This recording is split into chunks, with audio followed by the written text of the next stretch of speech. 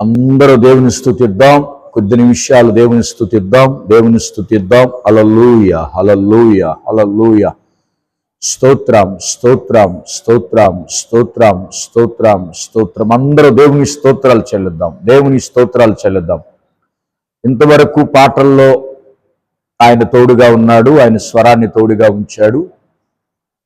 అట్లాగనే ప్రార్థనలో విడవ చేస్తున్న ప్రార్థనలో చేసిన ప్రార్థనలో ఆ దేవాతి దేవుడు తోడుగా ఉన్నాడు.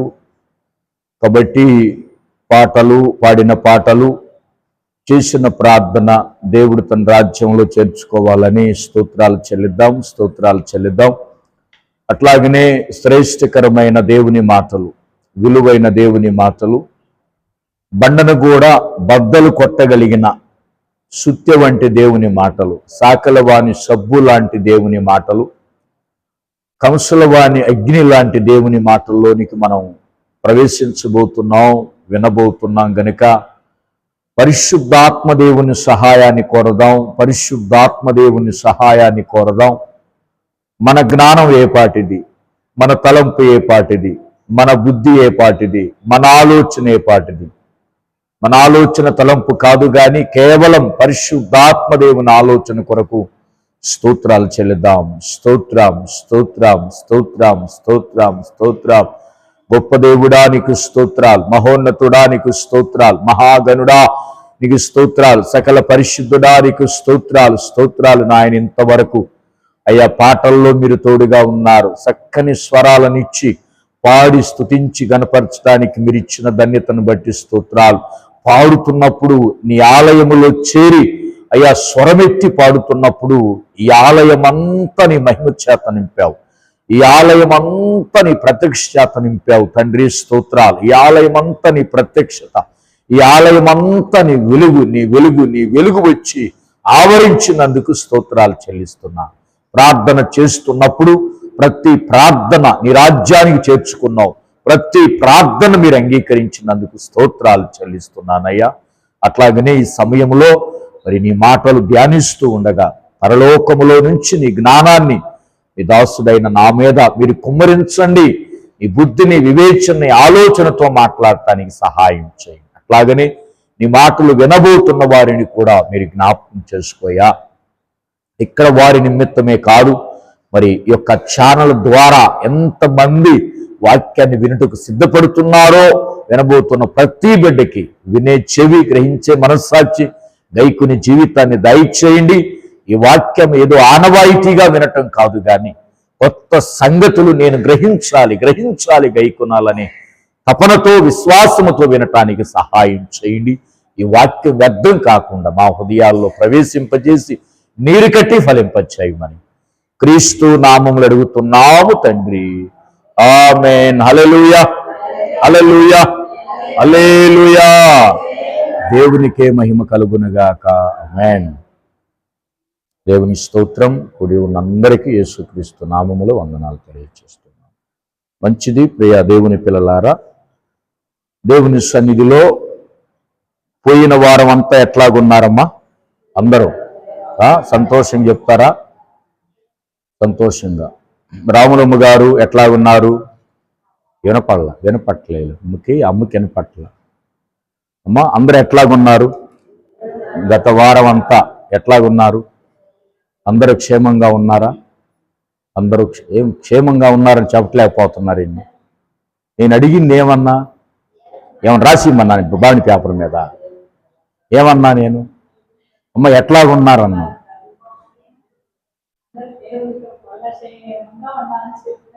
తల్లి చెబుతుంది గట్టిగా. అట్లా చెప్పరేం గట్టిగా? ఇంకోసారి గట్టిగానండి. నేను దేవుని దయ వలన క్షేమంగా ఉన్నాను.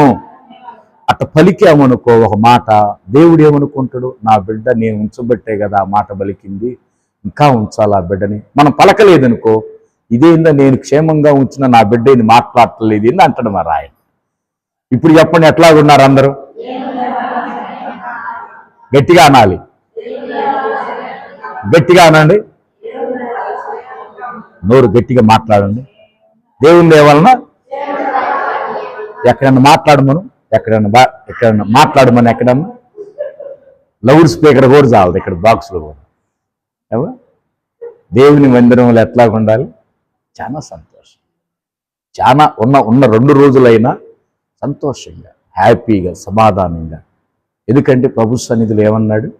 పౌలు గారు ఏమన్నాడు? ఆనందించండి, మరలా చెప్పుదును సంతోషం. ఎందుకు మీరు దిగులు పడతారు?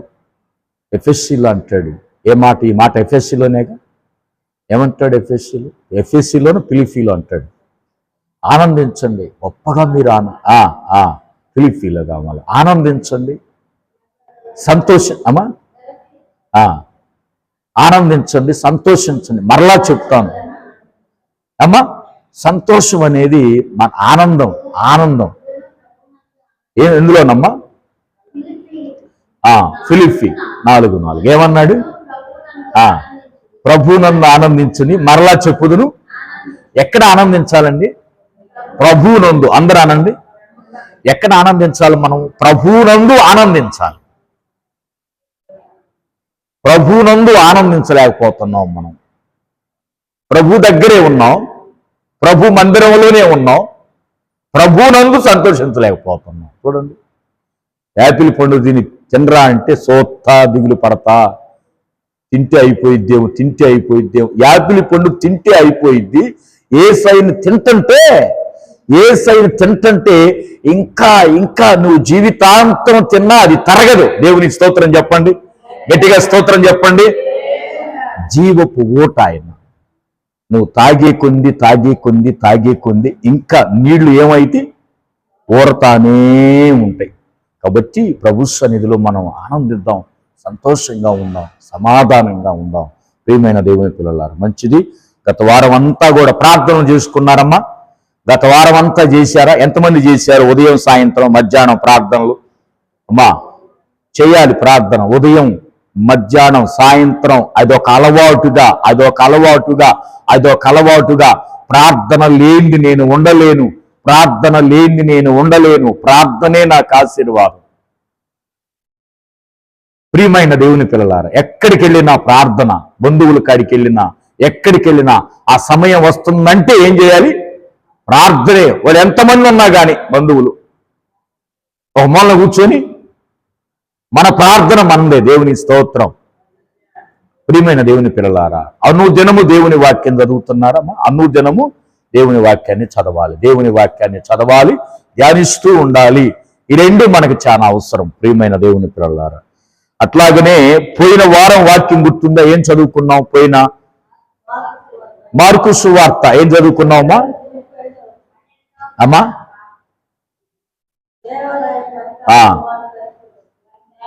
సమాజ మందిరపు అధికారి యాయుడు కుమార్తెను దేవుడు బ్రతికించాడా లేదా? బ్రతికించాడు అంటే ఎవరి విశ్వాసం అది? తండ్రి విశ్వాసం. తండ్రి విశ్వాసం ఏంటో తెలుసా? ఒకవేళ నా బిడ్డ కొనూపిరితో ఉన్నా, ఊపిరిని పోసేది ఆయన, ఊపిరినిచ్చేది ఆయన. అందరూ చనిపోయారు అనుకున్నారు, ఊపిరినిచ్చింది ఎవరండి? ఆయన. ఈరోజు మనం రోగుల కొరకు ప్రార్థన చేస్తున్నాం, ఎంతో మంది సాక్ష్యాలు చెబుతున్నారు, ఎంతో మంది ఫోన్ల ద్వారా ప్రార్థిస్తున్నాం, ఎంతో మందికి దేవుడు ఊపిరి పోస్తున్నాడు. స్తోత్రం చెప్పండి. ఏమండి, ధనం ఊపిరి పోస్తుందా? బంగారం ఊపిరి పోయగలదా? వెండి ఊపిరి పోయగలదా? లేదు. ఊపిరి పోసేది ఏంది? దేవుడు, జీవము మాత్రమే. ఈరోజు అందుకని పోయిన వారం మనం చదువుకున్నాం, ఒక తండ్రి విశ్వాసాన్ని బట్టి బిడ్డ బ్రతికింది, లేవనెత్తబడింది. కాబట్టి తల్లిదండ్రులుగా మన ప్రార్థనను బట్టి బిడ్డలు ఏం చేయాలి? లేవనెత్తబడాలి. బిడ్డలు ఏం చేయాలమ్మా?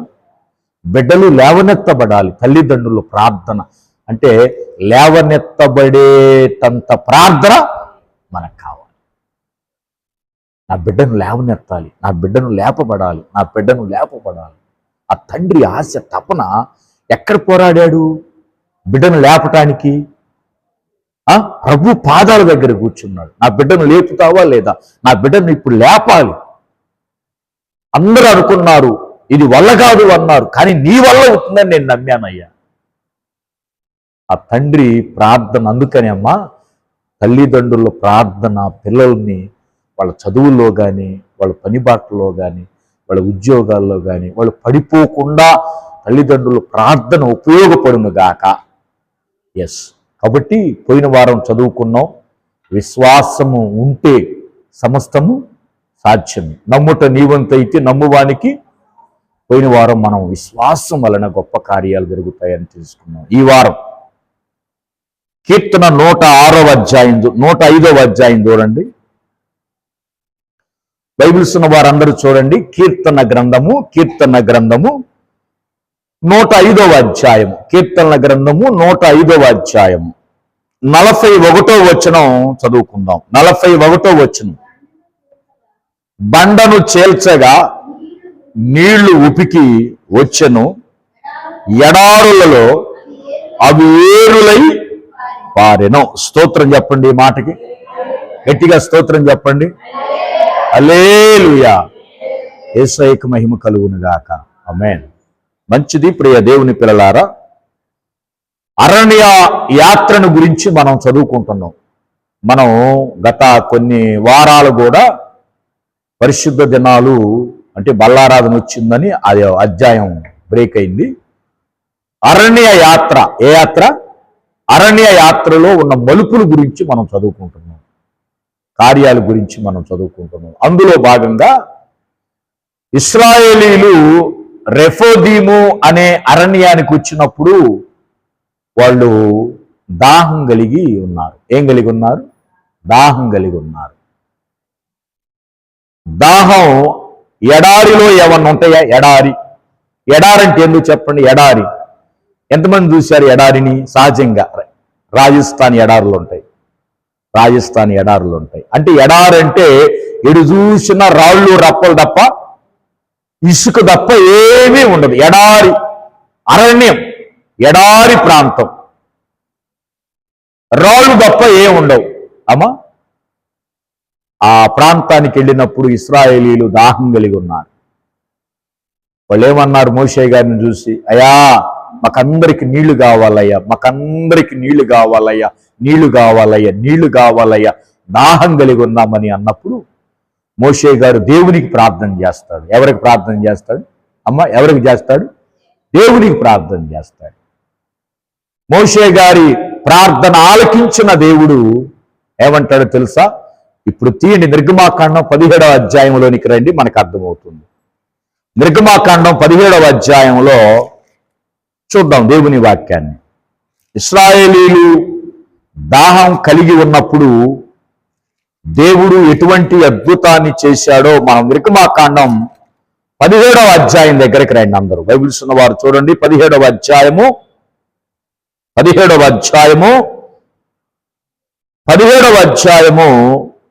మోషే గారు ప్రార్థన చేస్తున్నాడు. 4వ వచనం చదవండి. మోషే గారు ప్రార్థన చేస్తున్నాడు. నిర్గమాకాండం 17వ అధ్యాయం 4వ వచనములో, అప్పుడు మోషే యెహోవాకు మొరపెట్టుచు, ఈ ప్రజలను నేనేమి చేయుదును? కొంతసేపటికి నన్ను రాళ్లతో కొట్టి చంపుదురనెను. అందుకు యెహోవా, నీవు ఇశ్రాయేలీయుల పెద్దలలో కొందరిని తీసుకొని ప్రజలకు ముందుగా పొమ్ము. నీవు నదిని కొట్టిన నీ కర్రను చేతబట్టుకొని పొమ్ము. ఇదిగో, అక్కడ హోరేబులోని బండ మీద నేను నీకు ఎదురుగా నిలిచెదను.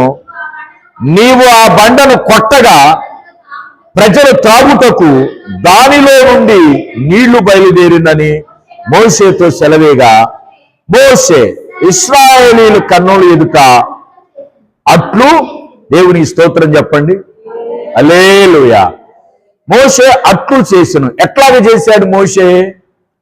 దేవుడు ఏదైతే చెప్పాడో దాని ప్రకారంగా మోషే గారు చేశాడు. ఏమన్నాడు? నీ కర్రను తీసుకొని, ఏ కర్రతో నదిని కొట్టావో, జాగ్రత్తగా ఈ వచనంలో చూస్తే, ఏ కర్రతో నదిని కొట్టావో అదే కర్ర తీసుకొని బండ దగ్గరకు వెళ్ళు. ఎక్కడికి వెళ్ళు? బండ దగ్గరకు వెళ్ళు. ఆ బండ ఎదురుగా నేను నిలబడతా. జాగ్రత్తగా వినండి. బండ ఎదురుగా నేను నిలబడతా. నీకు ఎవరికమ్మా? బండకా నీకా? మోషే గారికి ఎదురుగా నేను నిలబడతా, నేను నీకు ఎదురుగా ఉంటా, నువ్వు బండ దగ్గరికి వెళ్ళు, నువ్వు బండ దగ్గరికి వెళ్ళు, నేను నీకు ఎదురుగా ఉంటా. అయితే ఆ బండను ఏం చేయమన్నాడు దేవుడు? నీవు ఆ బండను కొట్టగా, దేనితో కొట్టమన్నాడు ఆ బండను? చెప్పండి, చెప్పాలి. ఆ బండను దేనితో కొట్టమన్నాడు? మోషే గారికి ఏ ఆయుధాన్ని ఇచ్చాడో ఆ ఆయుధముతో బండను కొట్టమన్నాడు. నీవు ఆ బండను కొట్టగా ప్రజలు త్రాగుటకు అందులో నుంచి నీళ్లు నేను నీకు ఇస్తానని చెప్పగానే దేవుడు చెప్పినట్టే మోషే గారు ఏం చేశాడు? కర్రతో బండను కొట్టాడు. మోషే గారికి ఎదురుగా ఎవరున్నారు? దేవుడు అక్కడ నిలవబడి ఉన్నాడు. బండను కొట్టగానే నీళ్లు వచ్చేసినాయి. ఎన్ని నీళ్లు వచ్చినాయి చెప్పగలరా? ఎన్ని నీళ్లు? బండల్లో నుంచి ఎన్ని నీళ్లు వచ్చినాయి? మీరు కీర్తన 105:41 చూడండి, ఎన్ని నీళ్లు వచ్చినాయి. ఇక్కడ లేదు కానీ అక్కడ రాశాడు పరిశుద్ధాత్మ దేవుడు దావీదు గారు. అక్కడ ఏమని రాశాడో చూడండి. అక్కడ ఏమని రాశాడు? కీర్తన 105:41 ఏమని రాశాడు? బండను కొట్టగా నీళ్లు ఉబికి చేసెను, ఇంకా ఎడారిలో సెలయేరులై. స్తోత్రం చెప్పండి, ఈ మాటకి గట్టిగా స్తోత్రం చెప్పండి. మనం జాగ్రత్తగా గమనిస్తే బండ ఎంత ఉంటుందమ్మా? సహజంగా బండ ఎంత ఉంటుంది? బండ ఎంత ఉంటుంది? సరే ఎంత వేసుకోండి బండ, ఇదిగో సరే ఈ బలిపీఠం అంత వేసుకోండి బండ, మాస్టర్ గారు ఇంత బండ మంచిది. ఎడారి అంటే ఎంత ఉంటుంది? ఎడారి ఎంత ఉంటుంది? సువిశాలమైన ఎడారిలో ఏం ప్రవహించినాయి అంట? ఏరులై ప్రవహించును. ఏరు అంటే ఏంటో తెలుసా? ఏరు అంటే నది, నదిలాగా ప్రవహించింది. గట్టిగా చప్పలు కొడుతూ యేసయ్య నామాన్ని కనపడదాం.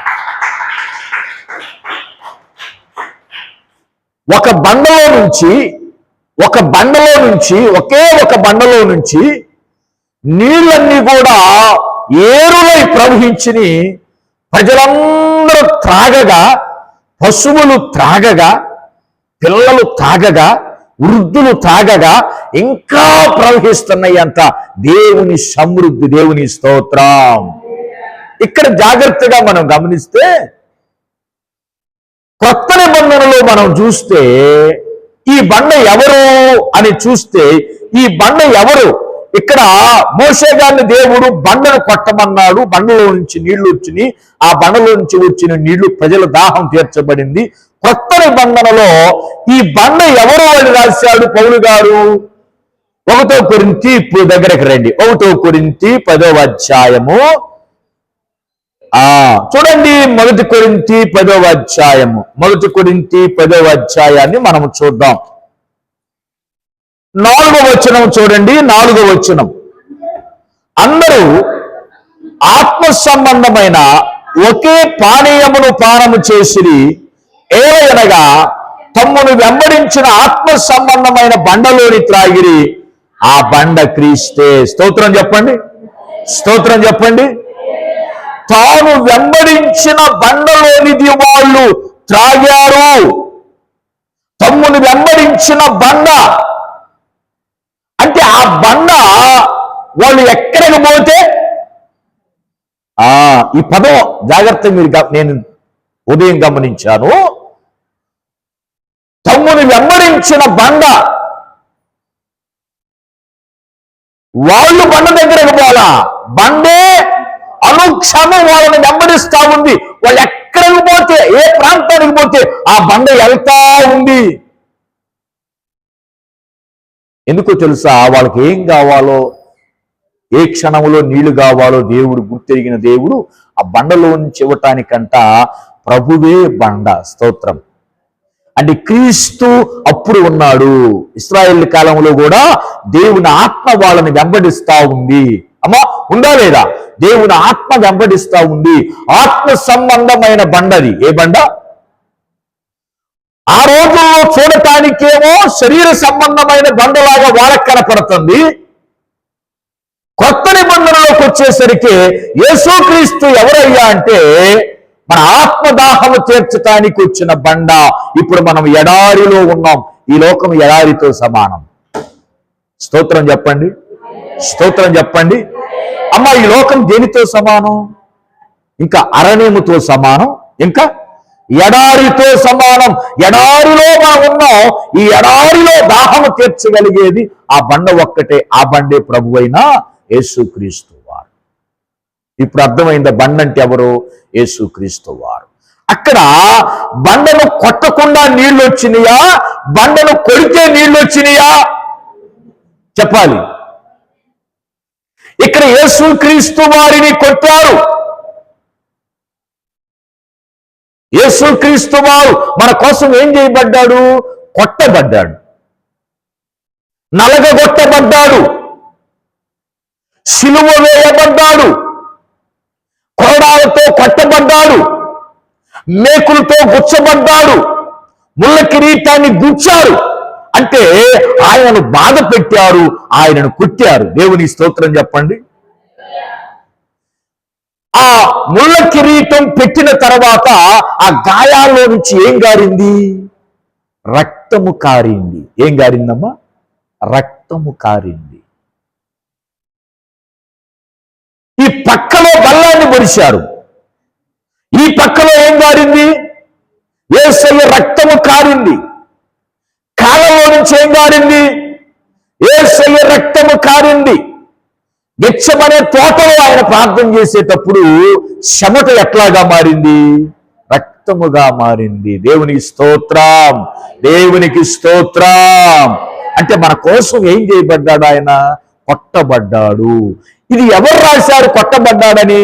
యెషయా గ్రంథము 53 చూడండి. దేవుడు కొట్టబడ్డాడు. ఆ బండను కొట్టగా, అనగా కొత్త నిబంధనలో యేసుక్రీస్తు వారిని కొట్టబడ్డప్పుడు ఏం జరిగింది? యెషయా గ్రంథము 53వ అధ్యాయాన్ని తీసి ముందు పెట్టుకుందాం. అందరూ బైబిల్స్ ఉన్నవారు చూద్దాం. యెషయా గ్రంథము 53వ అధ్యాయం తీసి ముందు పెట్టుకోండి. యెషయా గ్రంథము 53వ అధ్యాయములో మనం జాగ్రత్తగా గమనిస్తే, ప్రియమైన దేవుని పిల్లలారా, 4వ వచనాన్ని చూద్దాం. నిశ్చయముగా అతడు మన రోగములను భరించెను, మన వ్యసనములను వహించెను, ఆయనను మెత్తబడిన వానిగాను. మెత్తబడటం అంటే మొత్తబడిన వాడుగా, కదా, మొత్తబడ్డాడు. మొత్తబడటం అంటే ఏమండి? ముట్టికాయలు మొట్టుతువా లేదా? అంటే కొట్టబడ్డాడు, మొత్తబడిన వానిగాను, ఇంకా దేవుని వలన బాధించబడిన వానిగాను, శ్రమ నొందిన వానిగాను మనం అతని ఎంచితిమి. మన అతిక్రమ క్రియలను బట్టి అతడు గాయపరచబడిను, మన దోషములను బట్టి నలగొట్టబడిను, మన సమాధానార్థమైన శిక్ష అతని మీద పడిను, అతడు పొందిన దెబ్బల చేత. స్తోత్రం చెప్పండి ఈ మాటకి. హల్లెలూయా, దేవునికి మహిమ కలుగునుగాక. అతడు పొందిన దెబ్బల చేత మనకేం కలుగుతుంది? స్వస్థత కలుగుతుంది. ఆ బండను ఏం చేశారు? కొట్టాడు, కర్రతో కొట్టాడు. ఆ బండకి నొప్పి కలిగింది, ఆ బండ బాధించబడింది. ఇక్కడ ఆత్మ సంబంధమైన క్రీస్తు అనే బండను కూడా ఏం చేశారండి? ఏం చేశారు? ముత్తారు. ఏం చేశారమ్మా? ముత్తారు, శ్రమపరిచారు, బాధించారు, నలగొట్టబడెను. దేవుని స్తోత్రం చెప్పండి. నలగొట్టబడెను. యేసుక్రీస్తు వారు నలగొట్టబడటం వలన అతడు పొందిన దెబ్బల చేత. ఎన్ని దెబ్బలు పొందాడండి చెప్పండి? ఎన్ని దెబ్బలు తిన్నాడు ఆయన? ఎంతమంది ఎవరు చెప్పగలరు ఎన్ని దెబ్బలు తిన్నాడని? 40 కోడా దెబ్బలు. ఇంకా ఇంకా మేరీ మాత, ఇంకా ఎన్ని దెబ్బలు తిన్నాడు యేసయ్య? ఎవరి కోసం తిన్నాడు? నీ దాహాన్ని తీర్చటానికి మనకు నీళ్ళు ఇవ్వాల. ఆయన రక్తం మనం తాగాం. స్తోత్రం చెప్పండి. ఏమండి? ఒక్క మనిషి రక్తం ప్రపంచం దాగిద్దా? ఏమ్మా, ఇప్పుడు ఒక్క మనిషి రక్తం ప్రపంచంలో ఎంతమంది దేవుని బిడ్డలు ఉన్నారు? సహజంగా మనం చూస్తూ కొన్ని కోట్ల మంది ఉన్నారు. ఒక్క మనిషి రక్తం కొన్ని కోట్ల మంది తాగి తృప్తి పొందారు. ఆ రోజు ఆ ఒక్క బండలో నుంచి వచ్చిన నీరే ఎడారిలో ప్రవహించినట్టుగా యేసయ్యను కొట్టగానే అందులో నుంచి వచ్చిన రక్తం ప్రపంచంలో ప్రవహించింది. గట్టిగా చప్పట్లు కొడితే యేసయ్య నామని కనపడుతుంది. అమ్మా, ఆ రక్తం, ఏ రక్తం? ఆ రక్తం చేత మనం ఏం పొందాం? స్వస్థత పొందాం. ఈరోజు మనం ఆయన నామములో ప్రార్థన చేస్తున్నాం. ఏ నామములో? యేసయ్య నామములో ఏముందని ప్రార్థన చేస్తున్నాం? యేసయ్య నామములో శక్తి ఉన్నదయ్యా, శ్రీ యేసయ్య నామములో శక్తి ఉన్నదయ్యా, యేసయ్య నామంలో శక్తి. అందరూ గట్టిగా మలేశ్రీ, ఈ నామంలో శక్తి ఉన్నదయ్యా, నమ్మితే చాలు నీవు పడాలి, పొందుకుంటావు శక్తిని. నమ్మితే చాలు నీవు పొందుకుంటావు శక్తిని. యేసయ్య నామంలో శక్తి ఉన్నదయ్యా, శ్రీ యేసయ్య నామంలో శక్తి ఉన్నదయ్యా. హల్లెలూయా. ఏ నామములో అమ్మా? ఎందుకని ఆయన నామములో శక్తి ఉంది? ఆయన పేరులో ఎందుకు శక్తి ఉంది? ఆయనలో ఎందుకు శక్తి ఉందో తెలుసా? ఆయన చేల్చబడ్డాడు. ఇక్కడ బండను చేల్చగా అన్నాడా, కొట్టగా అన్నాడా? కీర్తనలో ఏమన్నాడు తెలుసా? చేల్చగా అన్నాడు. నిర్గమాకాండములో ఏమన్నాడు? కొట్టగా అన్నాడు. కొట్టటం వేరు, చేల్చటం వేరు.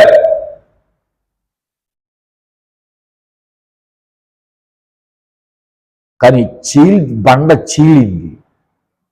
బండ రెండు భాగాలుగా చీలింది. దేవుని స్తోత్రం చెప్పండి. యేసయ్య రెండు భాగాలుగా చీలాడు మన కోసం. ఏమండి,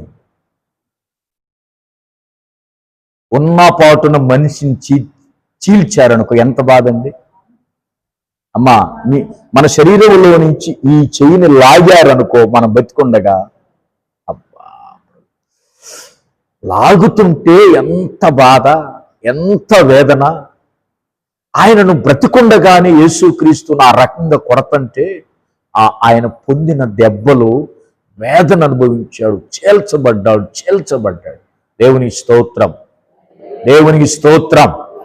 ఏం చేయబడ్డాడమ్మా? చేల్చబడిన తర్వాత ఇతరులకు ఏం కలిగిందో తెలుసా? స్వస్థత కలిగింది. ఆయన బాధించబడ్డాడు, మొత్తబడ్డాడు, నలగొట్టబడితే ఆయన ప్రక్కనున్న వారికి ఏం కలిగింది?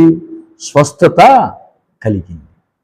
ప్రియ దేవుని పిల్లలారా, యేసుక్రీస్తు వారు నలగొట్టబడితే మనందరికీ స్వస్థత ఇచ్చినట్టుగా మన జీవితంలో మనం నలగొట్టబడితే, ఇప్పుడు ఆయన ప్రార్థనలో, శ్రమలలో నలగొట్టబడితే ప్రపంచానికి వెలిగిచ్చాడు. అందరికీ దాహం తీర్చగా మనం చూసాం. ఎంతమందిని ఆయన ఇచ్చే జీవజలం తాగుతున్నాం, ఆయన రక్తాన్ని తాగుతున్నాం. పాట కూడా ఉంది కదా, యేసు రక్తము, యేసు రక్తము ప్రతి దోషమును కడుగును, మనస్సాక్షిని పరిశుద్ధ స్థలములో చేర్చును. కడుగుతుంది, శుద్ధి చేస్తుంది, పరిశుద్ధ స్థలములో చేరుస్తుంది.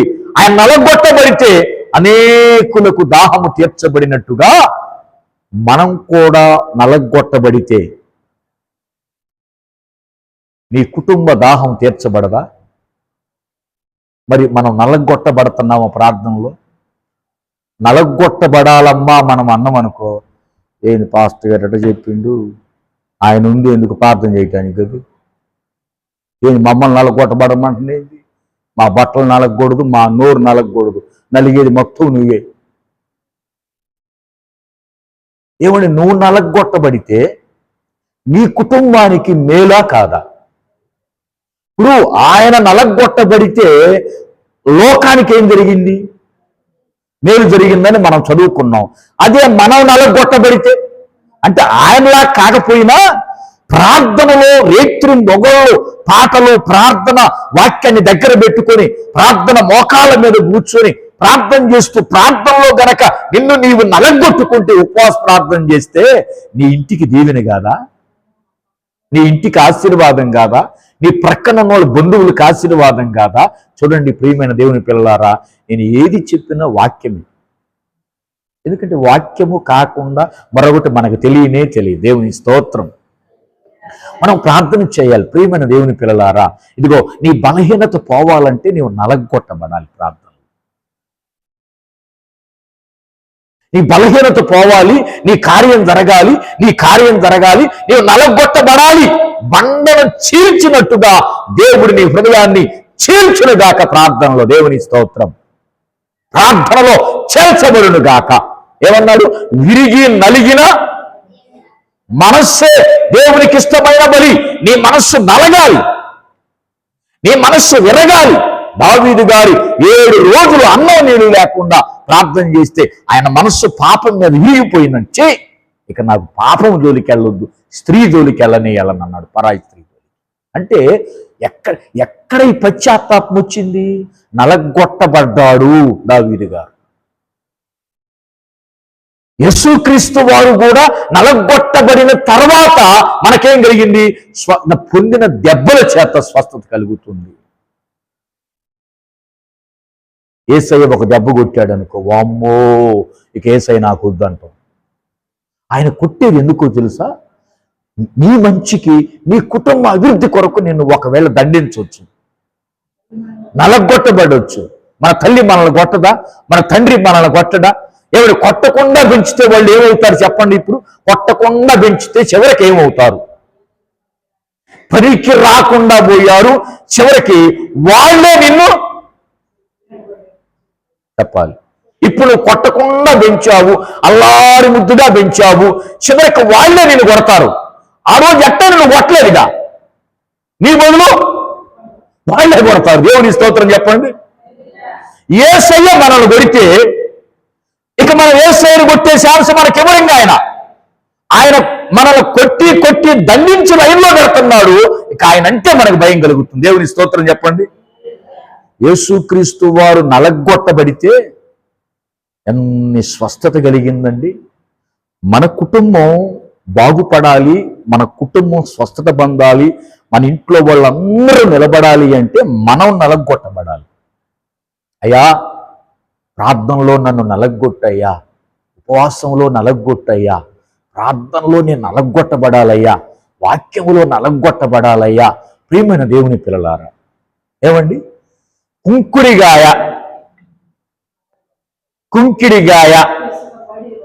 కుంకుడిగాయతో ఇప్పుడు కూడా తలంటు చేసేవాళ్ళు ఉన్నారు. అంటే ఇప్పుడు వచ్చింది షాంపూ, ఆ టేసుకోగా నురుగు వచ్చింది, అది మురికి బాదు, తెట్లయి. కుంకిడిగాయని నలగొడితే ఏమైంది? అందులో నుంచి రసం జిగటొచ్చి ఏమైంది? మంచిగా సేదుకరమైన స్థితి. దేవుని స్తోత్రం. అంటే నలగొట్టబడితే అంజూరపు ఒలీవ పండ్లు దంచితే ఏముందమ్మా? నూనె వచ్చింది. ఆ నూనె ఎక్కడ వాడాడు? ఏమైనా దంచకుండా ఒలీవల నూనె వచ్చిందా? దంచకుండా తైలం వచ్చిందా? దంచకుండా ఆయిల్ ఎక్కడైనా వచ్చిందా? రాదు, దంచబడితేనే వచ్చింది. దేవుని స్తోత్రం. మనం కూడా దంచబడాలి. ఎక్కడ? ప్రార్థనలో దంచబడాలి, నలగొట్టబడాలి ప్రార్థనలో. యేసుక్రీస్తు వారు నలగొట్టబడితే ఏం జరిగిందో తెలుసా? మనం స్వస్థత పొందుకుంటున్నాం. పరిశుద్ధ గ్రంథములో ఇంకొక ఆయన కూడా నలగొట్టబడ్డాడు. ఎవరో చెప్పమంటారా? క్రైస్తవ లోకానికి కొన్ని పత్రికలు రాశాడు, కొన్ని వేల సంఘాలను కట్టాడు. ఈరోజు ప్రపంచమంతా ఆయన పత్రికలు చదువుకుంటున్నారు. ఇప్పటికీ సేవకుల నోళ్ళల్లో, విశ్వాసుల నోళ్ళలో నానుతున్న దైవజనుడు ఎవరు? ఆయన అపోస్తలుడైన పౌలు గారు. ఎందుకండి అన్ని సంఘాలు ఎన్నుకున్నాయి, అన్ని ప్రత్యక్షతలు ఎన్నుకున్నాయి, అన్ని ప్రత్యక్షతలు ఎన్నుకున్నాయి ఆయనకి? చదువుదాం ఆయన ప్రత్యక్షతలు ఏంటి. రండి, 2 కొరింథీ రండి. 2 కొరింథీ 12వ అధ్యాయం దగ్గరికి రండి. ఒకసారి మనం చూద్దాం ఆయన ప్రత్యక్షతలు ఎన్నో. పౌలు గారి దగ్గరికి వచ్చా, ప్రభువుని గురించి చెప్పాను, అలగొట్టబడ్డాడు. పౌలు గారి దగ్గరికి వచ్చా, మరలా సేవకుడి దగ్గరికి వచ్చా. 2 కొరింథీ 12వ అధ్యాయము తీశారమ్మా. ఇప్పుడు చదవండి 5వ వచనం. నా విషయములోనైతే నా బలహీనతలు ఏంది కాగా వేరే విధముగా అతిశయించును, అతిశయపడుటకు ఇచ్చయించినను నేను సత్యమే పలుకుదును గనుక నేను అవివేకిని కాకపోదును గాని నా యందు ఎవడైనను చూచిన దానికన్నను నా వలన విని దానికన్నను నన్ను ఎక్కువ ఘనముగా ఎంచునేమో అని అతిశయించుటకు మానుకొనుచున్నాను. నాకు కలిగిన ప్రత్యక్షతలు చాలు. దేవునికి స్తోత్రం చెప్పండి. అంటే ఆయన కలిగినటువంటి ఆ వెలుగు యొక్క ప్రత్యక్షతలు ఎన్నున్నాయి? విశేషంగా అంటే ఎన్నో చెప్పండి. విశేషంగా అంటే ఎన్ని? అమ్మ తెలుగు అర్థం కావట్లేదా? తెలుగు అమ్మా మరి మాత. విశేషంగా అంటే చాలా అని అర్థం. అంటే ఆయనకి దర్శనాలు కానీ, ప్రవచనాలు కానీ, ఎక్కడికి వెళ్ళిన ఆత్మతో మాట్లాడటం కానీ, విశేషాలు, ప్రత్యక్షతలు ఎవరూ చూడనటువంటి మహిమ పౌలు గారు చూశాడు. అంటే ఏమన్నా ఊరకనే కనపడ్డాయి? ఊరకనే కనపడితే ఇప్పుడు ప్రార్థనకు రాగానే దర్శనాలన్నీ కనపడ్డాయి అనుకో, మనం ఏం చేస్తాం? ఇదిగో నేనంటే దేవుడికి ఎంత ఇష్టం అనుకున్నావు? నువ్వు 20 సంవత్సరాలు పోతున్నావు, దర్శనం లేదు. నేను నిన్నగాక చూసావా, నీకంటే నేనే గ్రేట్ అని నువ్వు ఒప్పింగిపోతావు. అందుకని ఏం చేస్తాడు దేవుడు? నలగొట్టి కొట్టి కొట్టి కొట్టి అప్పుడేం చేస్తాడు? దర్శనాన్ని ఇస్తాడు. స్తోత్రం చెప్పండి, స్తోత్రం చెప్పండి. ఎంతగా నలగొట్టాడో చూద్దాం. అపోస్తుల కార్యం దగ్గరకని ఎంతగా పౌలు గారు నలగొట్టబడ్డాడు. అపోస్తుల కార్యములో 14వ అధ్యాయం దగ్గరికి రండి. పౌలు గారు ఎంతగా నలగొట్టబడ్డాడు, ఎంతగా బాధించబడ్డాడు, ఎంతగా తృణీకరించబడ్డాడు, ఎంతగా హింసించబడ్డాడు ఆయన. తీశారమ్మా 14వ అధ్యాయం 19 చదవండి. 19 అంతియొకయ నుండి ఈకొనియా నుండి యూదులు వచ్చి జనసమూహములను తమ పక్షముగా చేసుకొని పౌలు మీద రాళ్లు రువ్వి అతడు చనిపోయాడని అనుకొని పట్టణము వెలుపలకు అతనను ఈడ్చిరి. స్తోత్రం చెప్పండి. ఏమండి, రాళ్లతో కొట్టబడ్డాడా లేదా? అందరూ రాళ్లతో రువ్వి అంటే రాళ్లతో రువ్వటం అంటే అర్థం ఏంటి? రాళ్లతో అంటే రాళ్లతో కొట్టబడ్డాడు. చనిపోయింది అనుకొని వదిలేసి వెళ్ళిపోయారు. ఇక చనిపోయాడు, ఇతనిలో ఏమీ లేదని వదిలేసి వెళ్ళిపోయారు. ఎందుకండి కొట్టబడ్డాడు? ఎందుకు కొట్టబడ్డాడంటే, ఎందుకు హింసించబడ్డాడంటే ఆయన శరీరములో ఎక్కడా బలం లేదండి. తెలుసా? ఎన్నిసార్లు కొట్టారో. ఏమండి, ఒక్కసారి కొడితే మనకేమైంది? ఎముకలు ఇరుగుతాయి, ఇక రెండోసారి పనికిరావు. కానీ పౌలు గారిని ఎన్నిసార్లు కొట్టారు? ఈ కొన్ని వస్త్రాలు కొట్టారు, బాధించారు, వాళ్ళకి ఇసుకు పుట్టి వదిలేశారు. ఇక ఎంత కొట్టినా ఈ సిగ్గుమాలిన సిగ్గు రాదు. కొద్దిమూకులు సువార్త అంటారు, మన చేతులు నెప్పిపోతున్నాయి తప్ప, రక్తం కారుతున్న తప్ప సువార్త మానుకోవట్లేదని వెళ్ళిపోయారు. వెళ్ళిపోయిన తర్వాత మీరు జాగ్రత్తగా గమనిస్తూ ఏం జరిగిందో చెప్పమంటారా? 20వ వచనం చదవండి. ఏం జరిగిందమ్మా? 20. అయితే శిష్యులు అతని చుట్టూ నిలిచి ఉండగా అతడు లేచి పట్టణములో ప్రవేశించి మరునాడు బర్నబాతో కూడా దెర్బేకు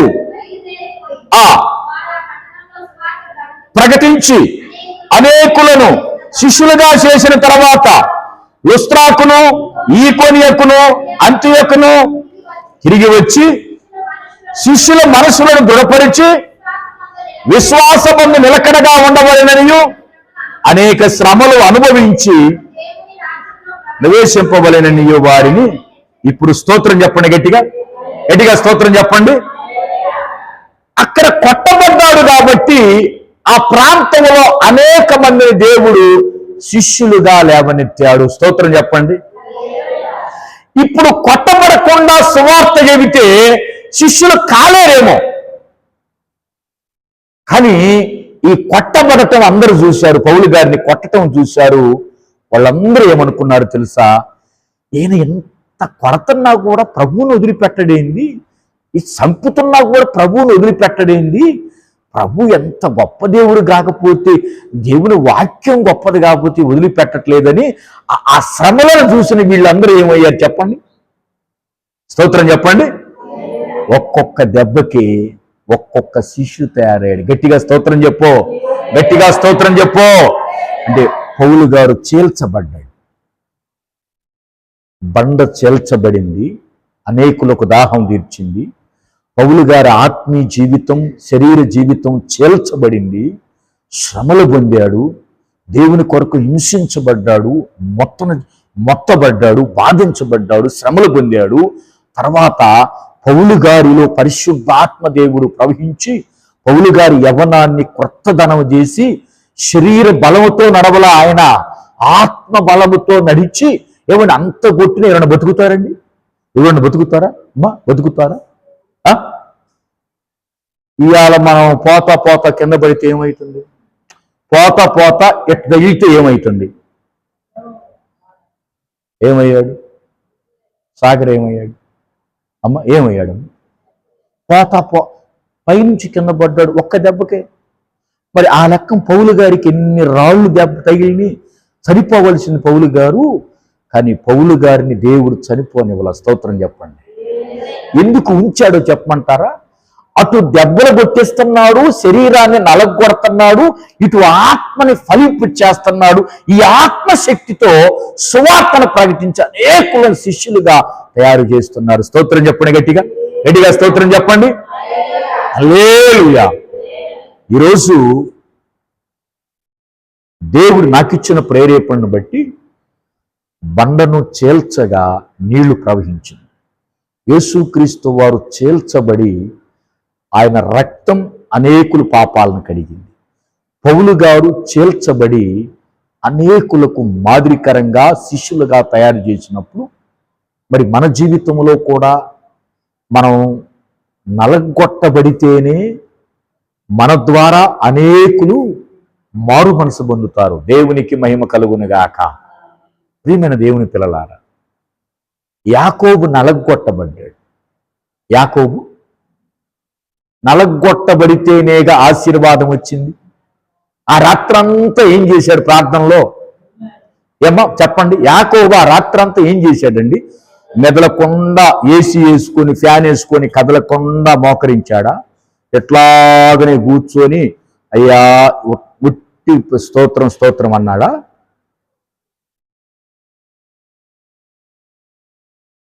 ఎబ్బేకు రేవు దగ్గర పోరాడాడు, పెనుగులాడాడు. ఏంటిది అది?